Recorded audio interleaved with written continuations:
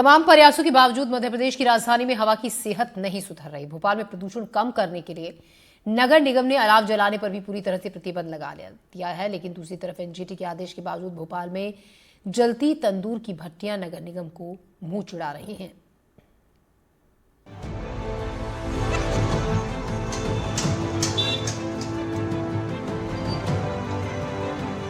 मध्य प्रदेश की राजधानी भोपाल में ठंड से कपकपाने पर भी अलाव नहीं जलेगा।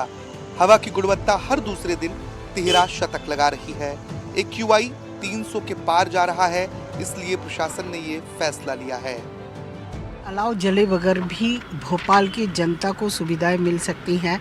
जैसे देखते हैं हम शादी पार्टियों में गार्डन बने हुए, गार्डन में हीटर रहते हैं, उसके बाद भी वो अलाव जलाते हैं, तो उन अलाव जलाओं पर भी प्रतिबंध लगा रहा है। जनता से आग्रह कर रहे हैं कि हम रैन बसेरा के अंदर रहें ताकि सर्दी से बचाव हो सके। कहीं ना कहीं प्रदूषण पर यदि रोक लगाना है तो हमें हर कदम उठाना पड़ेगा।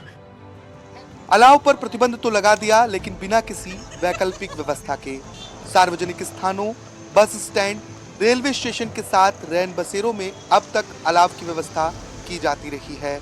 यहां अलाव की जगह इलेक्ट्रॉनिक हीटर लगा पाना निगम के लिए चुनौती है, वो भी तब जब नवंबर में ही भोपाल में न्यूनतम तापमान 8.2 डिग्री सेल्सियस तक चला गया था।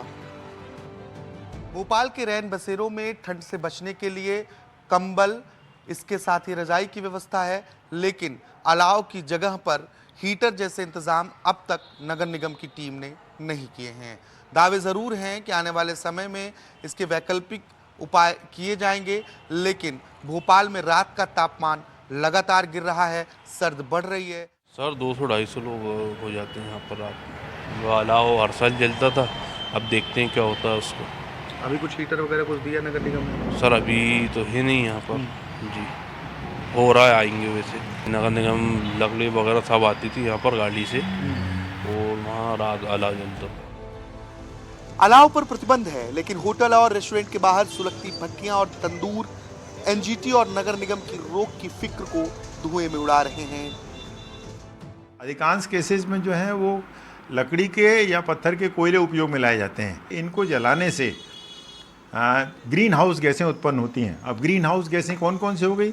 यदि कम मात्रा में ऑक्सीजन है तो पहले कार्बन मोनोऑक्साइड बनती है, कार्बन डाइऑक्साइड बनती है, मीथेन गैस बनती है इससे, और डाईऑक्सेन बनती है गोबर के कंडों से। लगभग सभी अवयव ऐसे होते हैं कि कम ऑक्सीजन में आपको चक्कर आ सकता है, लेकिन यदि ज़्यादा मात्रा यूज़ होती है कि आपकी मृत्यु भी हो सकती है।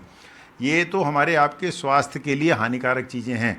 लेकिन जो आपने कहा कि वायुमंडलीय इनके लिए क्या नुकसान हो रहा है, ये सीधे तौर पर ग्रीन हाउस गैसों को बढ़ाते हैं और जलवायु परिवर्तन का या ग्लोबल वार्मिंग का सीधा कारण होते हैं।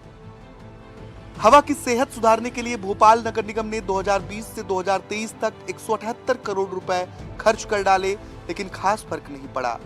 अब रात में सुपरवाइजर, ड्राइवर और सहायक स्वास्थ्य अधिकारियों का टास्क फोर्स बनाया गया है, जो कचरा, पत्ती, अलाव जलते पाए जाने पर स्पॉट फाइन करेगा।